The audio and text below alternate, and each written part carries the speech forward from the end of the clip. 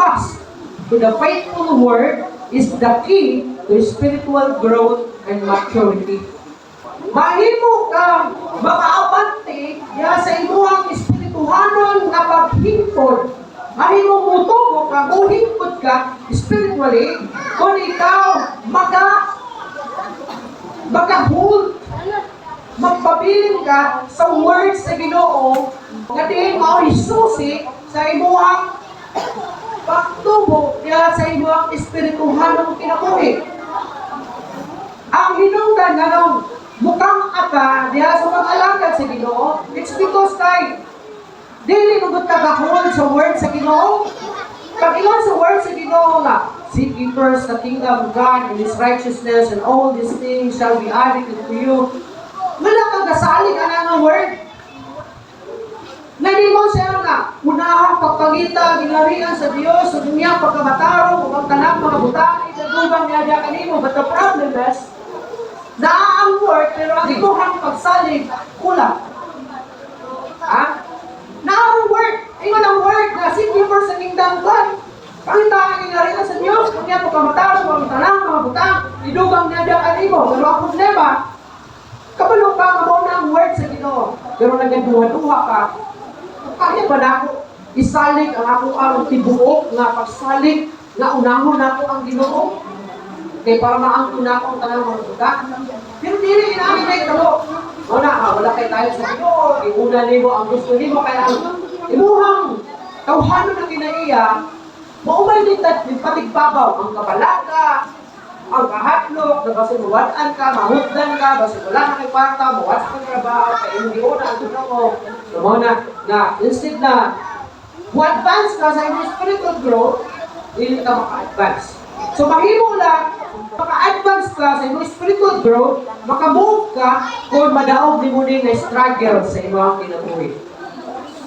Kung mali ang struggle nimo, kung saan na mag-stay ka sa word, o kung saan na mabubuhi ka sa inyong sa word sa Ginoo. Usually, pag bubuhi ka sa word sa Ginoo, dili ka musalig sa saan sa Ginoo sa inyong Manang nag-struggle ka, usually, pabilin yato ka sa inyong life din. Kaya kulang na pagsalig sa words sa Ginoo.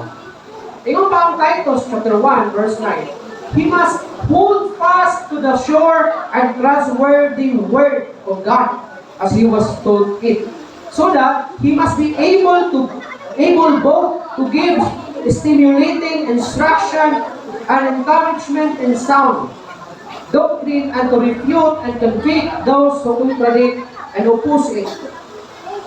Kung sa daw, he must hold fast to the sure and trustworthy of God,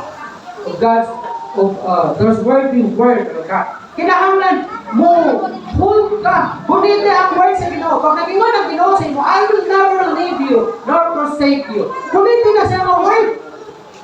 Ingon ang Ginoo sa Hebrews 13:5. Ingon niya dira, dili ko ikaw pagabiyaan, di pagkatalikdan. Huniti na nga saan sa Ginoo. Kaya ang Ginoo nagsaan na sa imo, na dili ka niya biyaan, ni dili ka niya talikdan. Kaya problema ang pag-hold sa words sa Ginoo. Ha? Kaya dili ka kasalig sa saan sa Ginoo. Tinundumi. Dili lang ang Diyos kay magbakon. Justisya, kung dili, Diyos usap siya, mga tinumanon sa iyong masakan. Pag-ingon niya, I will never leave you, nor forsake you. Iyahan niya buhaton, dili ka niya biyaan, dili ka niya talikdan. Muna ang imong daugon na struggle, usawa ni mo mag-stay ka sa iyong word, usawa ni mo mag-hold ka, usawa ni mo magulitan ni mo ang iyang mga sakan. Yan dito sa atong kaminyon, ay mga struggles tingali na inyong sinabi. Asulayon niya na siya inyong relationship. Pero ano nag-stay itong duha? Because nag-hold mo sa inyo saat sa usap-usap. Sabi na kung nag-saat mo tubangan sa Ginoo, gisumpaan niya tubangan sa Ginoo, makamatayin rin, makabulag sa inyo. Bisa dagdag struggle in your relationship. Pero tungkol kayo may saat mo, ginahold na sa masakan. Mana mag-stay ka sa iya.